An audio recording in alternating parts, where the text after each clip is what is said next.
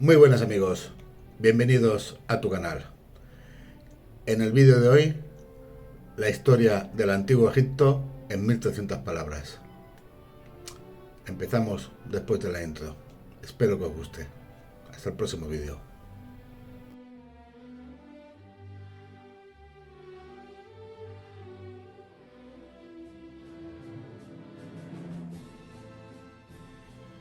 El antiguo Egipto fue una civilización que se desarrolló durante más de 3500 años. Surgió cuando se agruparon los asentamientos, situados en las fértiles riberas del río Nilo, alrededor del año 3200 a.C. y se da por finalizada en el año 30 a.C., cuando el Imperio Romano conquistó y absorbió Egipto, convirtiéndola en una provincia del Imperio Romano. Históricamente fue dividido en dos formas geográficas diferenciadas, Alto Egipto y Bajo Egipto, al sur y al norte respectivamente.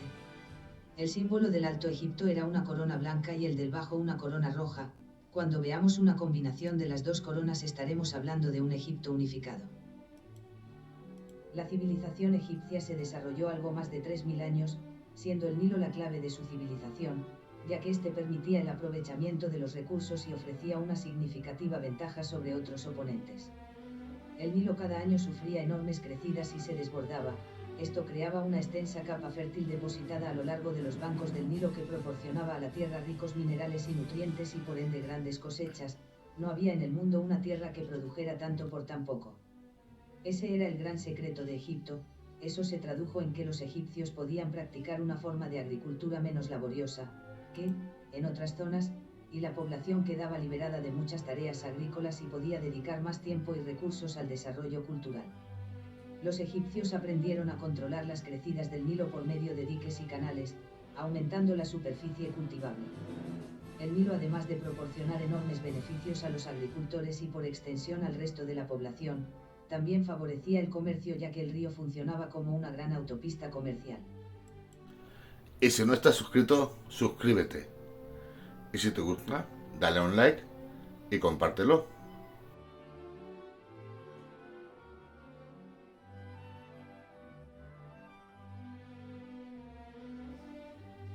Periodos de la historia del Antiguo Egipto y sus correspondientes dinastías.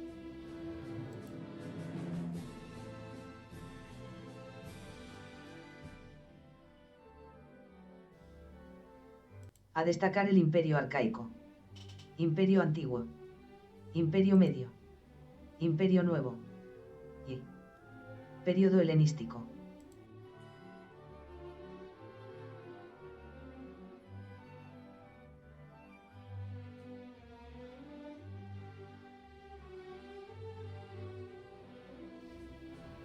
Antes del período arcaico, estaba el período predinástico de Egipto, en el que surgieron dos reinos independientes, el Alto y el Bajo Egipto. La tradición egipcia atribuye la unificación de los dos Egiptos a Menes, Narmer, fundador de la primera dinastía y el primer faraón que reinó sobre todo Egipto.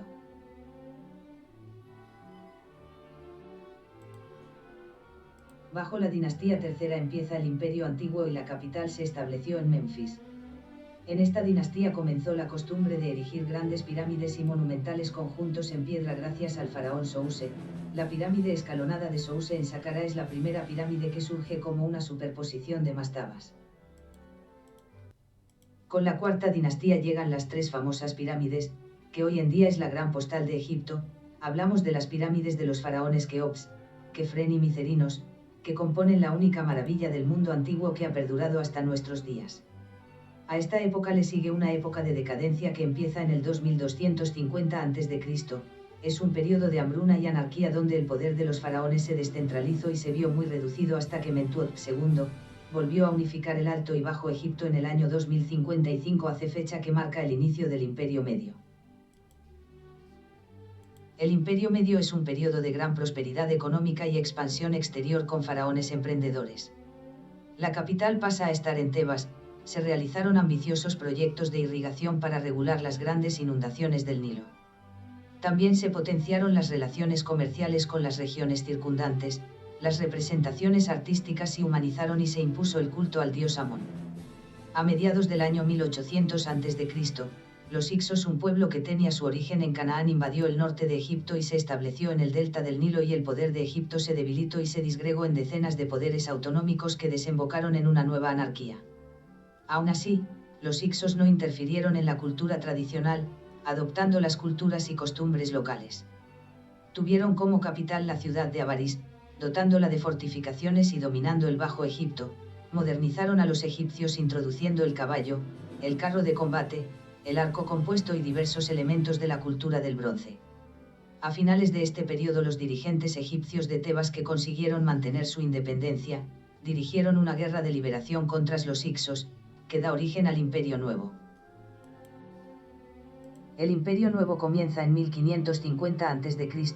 Este periodo es un periodo en constante estado de guerra con afán expansionista. Justificado en principio como defensa ante posibles invasores, requirió el desarrollo de un ejército profesional permanente. Las nuevas armas que adoptaron de los Hicsos resultaron definitivas. Es un periodo de esplendor y de arquitectura monumental.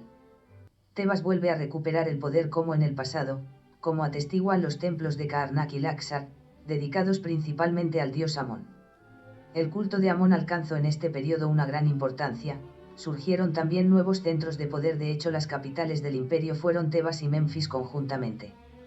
El reinado de Amenhotep III, Amenofis III, puede calificarse como el más próspero de este periodo y de toda la historia de Egipto. Pero con el ascenso de su hijo Amenhotep IV, la estabilidad del imperio estuvo gravemente amenazada, aún más cuando éste instauró una serie de reformas radicales, que tuvieron un resultado caótico, cambiando su nombre por el de Akenatón. Promovió como deidad suprema la hasta entonces oscura deidad solar Atón, iniciando una reforma religiosa, que se puede calificar de monoteísta. El faraón suprimió el culto a las demás deidades y, sobre todo, trató de anular el poder de los influyentes sacerdotes de Amón en Tebas. Trasladó la capital a la nueva ciudad de Ajetatón, Amarna. La esposa de Akenatón, la bella Nefertiti, también jugó un papel político y religioso fundamental en este periodo. Tras la muerte de Akenatón, subió al trono su hijo Tutankamón, que restablece el culto al dios Amón, devuelve a los sacerdotes su poder e influencia y vuelve el politeísmo. Tutankamón era un hombre enfermizo que tuvo un reinado muy corto.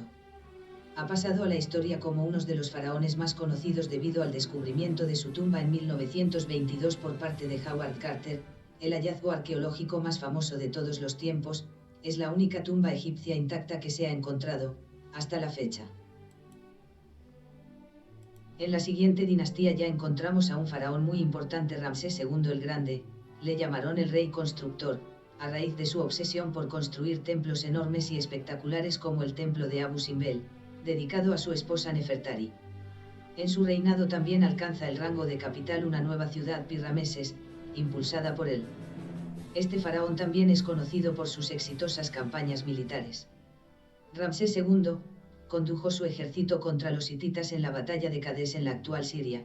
Después de llegar a un punto muerto, finalmente aceptó un tratado de paz con el reino hitita. Es el tratado de paz más antiguo registrado. Con la siguiente dinastía 1069 comienza un periodo de decadencia y desfragmentación política que duró hasta el fin del periodo tardío. Egipto nunca volvería a recuperar su esplendor pasado. A lo largo de este periodo, Egipto sufrió el dominio de diferentes pueblos extranjeros: libios, palestinos, nubios, persas y griegos, que llegaron a ocupar el poder.